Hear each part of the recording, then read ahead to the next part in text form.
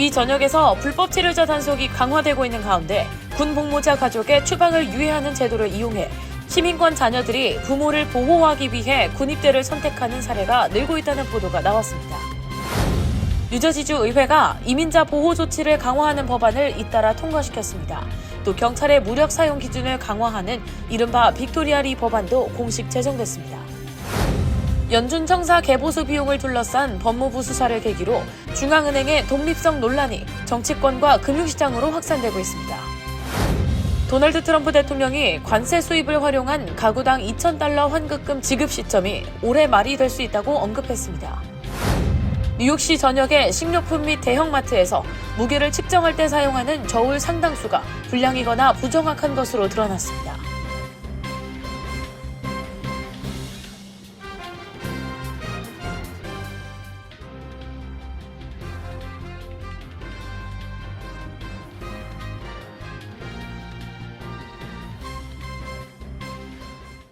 안녕하십니까?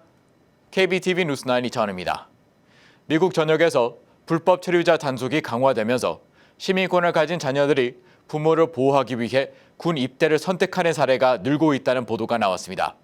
뉴욕타임스는 군 복무자 가족의 추방을 유예하는 제도 Parole in Place가 그 배경으로 작용하고 있다고 전했습니다. 오늘의 첫 번째 소식 신영주 기자가 전해드립니다.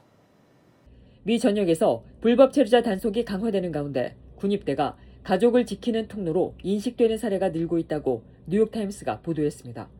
뉴욕타임스는 12일 트럼프 2기 행정부 출범 이후 불법 이민자 단속이 전방위적으로 확대되면서 시민권자 청년들 사이에서 군 입대를 통해 부모를 보호하려는 선택이 증가하고 있다고 전했습니다. 신문은 일부 청년들에게 군 복무가 개인의 진로 선택을 넘어 가족을 지키기 위한 현실적인 수단이 되고 있다고 설명했습니다. 이 같은 현상과 관련해 뉴욕타임스는 Parole in Place, 이른바 PIP 제도를 주목했습니다. 2013년도부터 시행된 이 제도는 미군이나 주방위군 복무자의 불법 체류 부모나 배우자에 대해 추방을 유예하고 영주권 취득을 위한 신속한 절차를 제공하는 것이 핵심입니다. 다만 복무자가 중도에 탈락하거나 불명예 제대할 경우 보호 자격은 상실된다고 신문은 전했습니다. PIP는 본래 전쟁에 나서는 군인의 가족이 겪는 불안을 줄이기 위해 마련됐지만 뉴욕타임스는 최근 강화된 이민단속 환경 속에서 불법 체류 가족을 보호할 수 있는 통로로 활용되고 있다고 보도했습니다. 신문은 오리건 주방위군 모직관 로사 코르테즈의 사례도 소개했습니다. 멕시코 출신 불법 이민 가정에서 성장한 코르테즈는 가족의 군 복무를 통해 이민 신분을 확보한 경험이 있으며 현재 PIP 제도를 설명하며 시민권자 청년들을 모집하고 있다고 전했습니다. 또 20살 린지 바스케스는 키와 체중 기준을 맞추기 위해 노력한 끝에 주방위군에 입대했고 30여 년 전 불법으로 입국한 그의 부모는 PIP를 통해 노동허가와 소셜 시큐리티 번호를 받은 뒤 정착에 나서고 있다고 뉴욕타임스는 전했습니다. 바스케스에게 군복무는 부모의 합법 신분 확보와 함께 자신의 자립과 교육 기회를 넓히는 계기가 됐다는 설명입니다. 뉴욕타임스에 따르면 2023년 기준 약 11,500가구가 PIP 혜택을 받았고 네바다주에서도 지난해 주방위군 신규 입대자의 약 20%가 PIP를 목적으로 한 것으로 집계됐다고 전했습니다. 이 같은 입대 증가 추세는 최근 여러 주에서도 이어지고 있습니다. KBTV 뉴스 신영주입니다. 뉴저지주 의회가 이민자 보호 조치를 강화하는 법안을 잇따라 통과시켰습니다. 또한 경찰의 무력 사용 기준을 강화하는 이른바 빅토리아 리 법안도 공식 제정됐습니다. 보도에 김문지 기자입니다.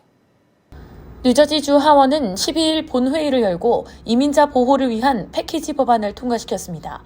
먼저 연방 이민단속요원이 병원 및 학교와 같은 이른바 민감한 장소에서 활동하는 것을 제한하기 위한 주정부 정책 마련을 의무화하는 법안이 찬성 48표, 반대 23표로 가결됐습니다. 법안에는 막연한 두려움 때문에 개인이 마땅히 받아야 할 의료 및 교육 서비스를 포기해서는 안 된다는 원칙이 명시됐습니다. 이와 함께 주정부나 지방경찰이 주민의 이민신분이나 개인정보를 연방이민세관 단속국에 제공하는 것을 제한하는 법안도 통과됐습니다.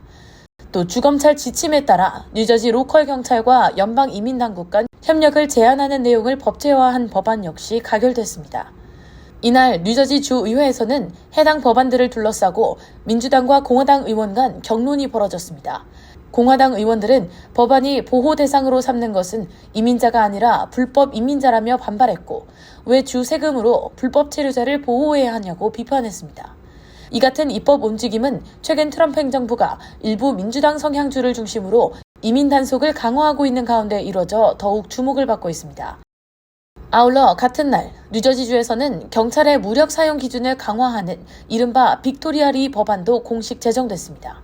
필 머피 주지사는 경찰의 무력 사용 지침을 2년마다 재검토하도록 하는 법안에 서명했습니다.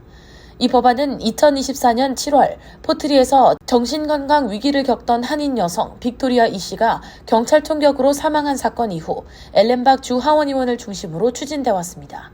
법에 따르면 주 검찰총장은 짝수 해마다 무력 사용 지침을 검토하고 필요시 개정해야 하며 개정 과정에서 공청회를 열어 지역사회 의견을 수렴해야 합니다. 또 경찰의 무력 사용 사례를 온라인에 공개하고 정보공개법에 따라 세부 내용을 제공하도록 해 투명성을 강화했습니다. 엘렌박 의원은 빅토리아 이 씨의 죽음은 지역사회에 깊은 상처를 남겼다며 인종과 종교, 성별에 관계없이 모두에게 더 안전한 뉴저지를 만들기 위해 법안을 상정했다고 설명했습니다. 이와 함께 엘렌박 의원이 발의한 총기 안전 관련 법안들도 추가로 제정됐습니다. KBTV 뉴스 김은지입니다. 미국에서 대통령과 연방준비제도 의장이 공개적으로 맞서는 이례적인 상황이 벌어지고 있습니다. 연준 청사 개보수 비용을 둘러싼 법무부 수사를 계기로 중앙은행의 독립성 논란이 정치권과 금융시장으로 확산되고 있습니다. 파월 의장은 이번 조치를 구실이라고 반발했으며 공화당 일각에서도 시장 불안을 우려하는 목소리가 나오고 있습니다. 신영주 기자가 전해드립니다. 미국 중앙은행 수장이 대통령과 공개적으로 충돌하는 전례 없는 장면이 이어지고 있습니다. 논란의 출발점은 연준 청사 개보수 문제입니다. 제롬 파월 연준 의장은 11일 공개한 영상에서 연준 청사 개보수와 관련해 지난해 6월 자신이 했던 의회 증언을 두고 법무부로부터 9일 대배심 소환장과 형사 기소 위협을 받았다고 밝혔습니다. 연준 청사 개보수 비용은 도널드 트럼프 대통령이 그동안 비판의 소재로 삼아온 사안입니다. 트럼프 대통령은 지난해 7월 워싱턴 DC에 있는 연준 청사 개보수 현장을 직접 방문해 공사 예산이 27억 달러에서 31억 달러로 늘었다며 사실 많이 올랐다고 지적한 바 있습니다. 이와 관련해 법무부 대변인은 팸 본디 장관이 검사들에게 납세자 돈을 남용한 모든 사안을 우선적으로 수사하라고 지시했다고 밝혔습니다. 하지만 파월 의장은 이번 조치가 단순한 개보수 문제를 넘어 행정부의 위협과 지속적인 압박이라는 더 큰 맥락에서 봐야 한다며 이것은 구실이라고 반발했습니다. 또 연준이 대통령의 선호가 아니라 공공의 이익에 부합한다고 판단되는 방향에 따라 금리를 결정해왔기 때문에 이러한 상황이 발생했다고 주장했습니다. 트럼프 대통령은 취임 이후 기준금리가 1%까지 낮아져야 한다는 주장을 펴며 금리 인하 압박을 이어왔고 파월 의장을 너무 늦은 자 미스터 툴 레이시라고 부르기도 했습니다. 연준은 최근 세 차례에 걸쳐 기준금리를 합계 0.75%포인트 인하해 현재 3.5에서 3.75% 수준을 유지하고 있습니다. 이 같은 상황을 두고 정치권 안팎에서는 연준의 독립성이 훼손될 수 있다는 우려가 잇따르고 있습니다. 공화당 소속 상원은행위원회 위원인 톰 틸리스 의원은 이번 법적 사안이 완전히 정리될 때까지 연준 의장 공석을 포함한 연준 지명자 인준에 반대하겠다고 밝혔습니다. 같은 위원회의 케빈 크레이머 위원도 파월 의장을 옹호하며 범죄자라고 믿지 않는다고 말했습니다.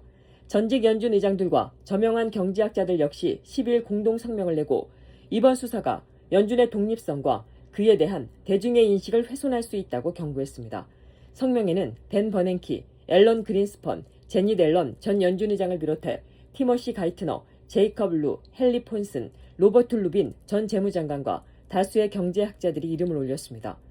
이들은 연준의 독립성이 안정된 물가와 최대 고용 등 미국 경제 성과에 매우 중요하다고 강조했습니다. 한편 파월 의장에 대한 형사 기소 가능성이 거론된 뒤 국제금융시장에서는 불확실성이 확대됐고 금 선물 가격은 4,600달러 선을 넘기며 사상 최고치를 경신했습니다. KBTV 뉴스 신영주입니다. 도널드 트럼프 대통령이 관세 수입을 재원으로 가구당 2,000달러 환급금을 지급하는 구상을 재차 언급하고 나섰습니다. 트럼프 대통령은 관세 수익 환급금 지급 시점이 올해 말이 될 수 있다고 언급했습니다. 다만 관세 환급금 지급을 위해서는 의회 승인 및 법적 절차가 필요하기 때문에 실제로 언제 어떤 방식으로 지급될 수 있을지는 여전히 불투명한 상황입니다. 김은지 기자가 전해드립니다. 도널드 트럼프 대통령은 최근 뉴욕타임스와의 인터뷰에서 관세 수입을 활용해 각 가구에 $2,000의 환급금을 지급하는 시기가 올 연말쯤 가능할 것이라고 밝혔습니다. 트럼프 대통령은 그동안 환급금 지급 시점을 2026년 중반 이후로 언급해왔습니다. 트럼프 대통령은 관세는 미국의 막대한 수익을 가져왔다며 관세 수입 규모가 매우 크다고 강조하고 또 관세 정책이 국가 안보 강화에도 기여했다고 주장했습니다.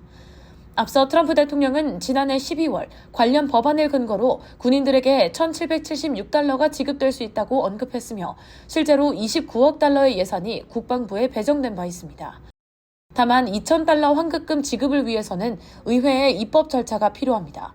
케빈 해시 백악관 국가경제위원회 국장은 트럼프 대통령이 법안을 지지할 가능성은 있지만 자금 사용에 대한 최종 결정권은 의회에 있다고 밝혔습니다.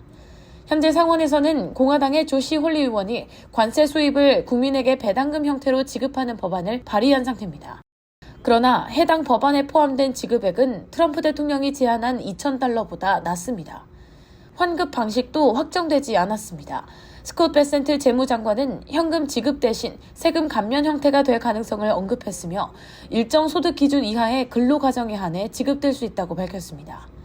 재원과 관련해 미 재무부는 약 $7,740억 가용자금을 보유하고 있으며 소득 기준을 적용할 경우 가구당 $2,000 지급이 가능하다는 분석도 나오고 있습니다. 한편 관세 정책은 현재 연방대법원의 판단을 앞두고 있습니다. 만약 관세가 위법 판결을 받을 경우 정부가 관세를 환급해야 할 가능성도 제기되고 있습니다. 베센트 장관은 법원이 제동을 걸더라도 환급 자체에는 문제가 없을 것이라면서도 실제 지급까지는 수주에서 수개월, 길게는 1년 이상 걸릴 수 있다고 설명했습니다. 공화당 내부에서도 재정 부담을 우려하는 목소리가 나오고 있습니다. 론 존슨 상원의원은 미국은 이 같은 대규모 현금 지급을 감당할 여력이 없다고 지적했으며 재정 분석 기관들 역시 비슷한 우려를 제기하고 있습니다. 전문가들은 정치적 공약과 실제 정책 집행은 별개라며 의회 통과 여부와 법적 변수에 따라 환급금 지급 가능성은 여전히 불확실하다고 분석했습니다. KBTV 뉴스 김은지입니다. 뉴욕시 전역의 식료품 및 대형마트에서 무게를 측정할 때 사용하는 저울 상당수가 불량이거나 부정확한 것으로 드러났습니다. 이에 따라 소비자가 실제로 지불해야 할 가격보다 더 비싼 값을 지불하는 등 피해가 우려되고 있습니다. 시 당국은 단속과 처벌을 강화하겠다고 밝혔습니다. 김은지 기자가 전해드립니다. 뉴욕시 소비자 및 근로자 보호국이 조사에 나선 결과 다수의 식료품점 및 대형마트에서 사용 중인 무게 측정용 저울이 제대로 작동하지 않거나 고장난 상태인 것으로 드러났습니다. 2023년부터 2025년까지 시 당국이 4,000곳 이상의 식료품 매장을 점검한 가운데 약 25% 이상에서 저울 관련 문제가 적발됐습니다. 슈퍼마켓의 경우 상황은 더 심각해 점검 대상 약 1,000곳 가운데 36%가 규정을 위반한 것으로 조사됐습니다. 특히 일부 매장에서는 저울에 물건을 올렸다가 내려도 무게가 0으로 돌아가지 않는 사례도 확인됐습니다. 이 경우 소비자는 실제 구매한 가격보다 더 비싼 비용을 부담하게 됩니다. 전체 점검 대상 저울 중 약 11%는 사용이 불가능한 고장판 저울을 사용한 것으로 드러났습니다. 대형 체인 슈퍼마켓도 예외는 아니었습니다. 홀푸즈 마켓을 비롯해 여러 유명 마켓에서도 부정확한 저울이 발견됐으며 홀푸즈는 과거에도 포장식품의 실제 중량이 표기보다 적었던 사실이 드러나 소송 끝에 거액의 합의금을 지불한 전력이 있습니다. 소비자보호국은 뉴욕시 소비자들이 공정한 가격으로 물품을 구매할 수 있도록 지속적인 점검을 이어갈 것이라며 고의적이거나 반복적인 위반에 대해서는 강력한 책임을 묻겠다고 밝혔습니다. 현행 규정상 단순 표기 위반에는 최소 $50의 벌금이 부과되며 고의적인 저울 조작의 경우 최대 $10,000의 과태료가 부과될 수 있습니다. 전문가들은 식료품 가격이 계속 오르는 고물가 상황에서 저울 오류는 소비자 신뢰를 크게 훼손할 수 있다며 시민들도 구매 후 영수증 및 무게를 다시 한번 확인할 필요가 있다고 조언했습니다. KBTV 뉴스 김은지입니다. 뉴저지주에서 형기를 마친 중범죄 전과자에게 배심원 참여 기회를 부여하는 조치가 시행되면서 정치권을 중심으로 찬반 논쟁이 이어지고 있습니다. 필 머피 뉴저지 주지사는 지난 11일 올해 1월 10일 이전에 유죄 판결을 받고 형기를 모두 마친 주민들을 대상으로 배심원 자격을 복원하는 행정명령에 서명했습니다. 이에 따라 과거 전가로 배심원에서 영구 제외됐던 약 35만 명의 주민이 민사와 형사 재판에 참여할 수 있게 됐습니다. 주지사 측은 이번 조치가 배심원단이 지역사회의 구성 비율을 제대로 반영하지 못해온 구조적 문제를 보완하기 위한 것이라고 설명했습니다. 반면 공화당은 주지사가 입법부 권한을 침해했다고 반발하고 있습니다. 공화당 소속 마이클 테스타 뉴저지주 상원의원은 배심원 자격 기준을 바꿀 권한은 주지사에게 없다며 전과자 배제는 처벌이 아니라 사법 제도의 신뢰를 지키기 위한 장치라고 주장했습니다. 그린란드를 미국 영토로 편입하려는 움직임이 미국 의회에서 공식 법안으로 등장했습니다. 미 의회 전문 매체 더힐은 12일 공화당 소속 랜디 파인 하원 의원이 그린란드를 미국의 51번째 주로 만드는 내용을 담은 그린란드 합병 및 주 지위 부여 법안을 발의했다고 보도했습니다. 파인 의원 측은 그린란드를 단순한 외곽 지역이 아니라 미국 국가안보와 직결된 전략적 자산으로 규정했습니다. 특히 북극 주요 수송로와 미국을 방어하는 안보 구조가 그린란드의 통제 여부에 따라 달라질 수 있다고 설명했습니다. 또 미국의 가치와 안보를 위협하는 정권에 그린란드의 미래를 맡길 수 없다고 주장했습니다. 이 법안은 트럼프 대통령이 덴마크와 협상해 그린란드를 미국 영토로 편입하거나 다른 방법으로 미국이 확보할 수 있도록 권한을 부여하는 내용을 담고 있습니다. 그린란드가 실제로 미국 영토가 될 경우에는 대통령이 그린란드를 주로 편입시키는 데 필요한 법 개정 내용 등을 정리해 의회에 보고하도록 하고 있습니다. 미 유권자 가운데 공화당과 민주당 어느 쪽도 지지하지 않는 무당파 비율이 사상 최고치를 기록했습니다. 여론조사 업체 갤럽은 12일 2025년 한 해 동안 13,000명이 넘는 미국 성인을 대상으로 한 전화조사에서 응답자의 45%가 자신을 무당파라고 답했다고 밝혔습니다. 이는 갤럽이 정기 전화조사를 시작한 1988년도 이후 가장 높은 수치입니다. 무당파 증가의 배경으로는 젊은 세대의 정치 성향이 꼽혔습니다. Z세대와 밀레니얼 세대의 과반수가 무당파라고 답했고 X세대 역시 10명 중 4명 이상이 무당파 성향을 보였습니다. 반면 베이비붐 세대에서는 무당파 비율이 3분의 1에 미치지 못했습니다. 전체 유권자 기준으로는 민주당 성향 유권자는 47%, 공화당 성향 유권자는 42%로 나타났습니다. 연평균 기준에서 민주당 성향이 공화당을 앞선 것은 4년 만입니다. 갤럽은 이 같은 변화가 민주당에 대한 호감도 상승을 의미하는 것은 아니며 현직 대통령에 대한 부정적 평가가 정당 지형에 영향을 미쳤을 가능성이 크다고 분석했습니다. 한국 정부가 해외에서 활동하는 한인 전문가들을 공직과 정책 영역으로 연결하는 인재 발굴에 나서고 있습니다. 행정 환경의 국제화와 정책 전문성 강화에 따라 인사혁신처는 해외 경험을 갖춘 인재의 중요성이 커지고 있다며 미주 한인을 포함한 재외동포를 대상으로 글로벌 인재 사업을 운영하고 있다고 밝혔습니다. 이 사업은 국적이나 거주지에 관계없이 해외에서 활동하는 우수 재외동포를 발굴해 공직 임용과 정책 자문, 정부위원회 참여 등으로 정부가 필요로 하는 분야와 연계하는 것이 핵심입니다. 인사혁신처는 이러한 인재들을 국가인재 데이터베이스, 이른바 인재DB에 등록해 정부 인사를 체계적으로 지원하고 있다고 설명했습니다. 등록을 희망하는 재외동포는 국가인재 데이터베이스 홈페이지 www.hrdb.go.kr을 통해 직접 신청할 수 있습니다. 잠시 후 커뮤니티 브리핑을 전해드립니다.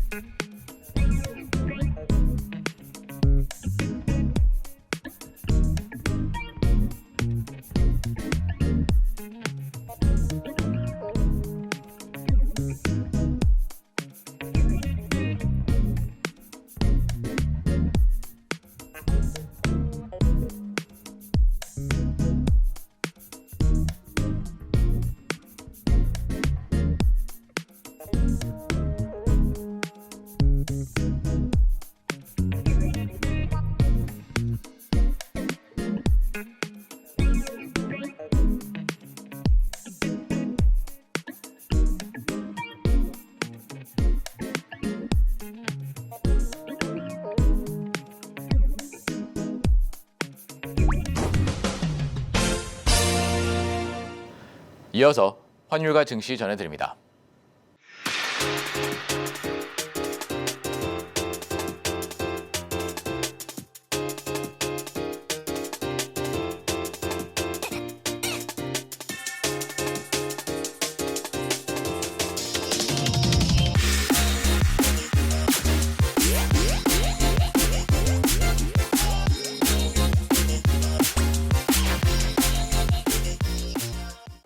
잠시 후 뉴욕과 뉴저지 날씨 전해드립니다.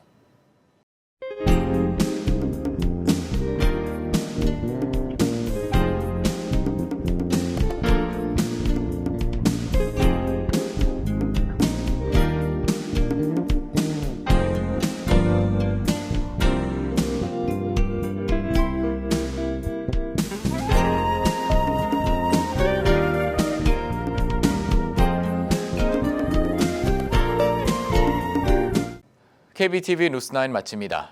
오늘도 시청해주셔서 감사합니다. 편안한 밤 보내시 바랍니다.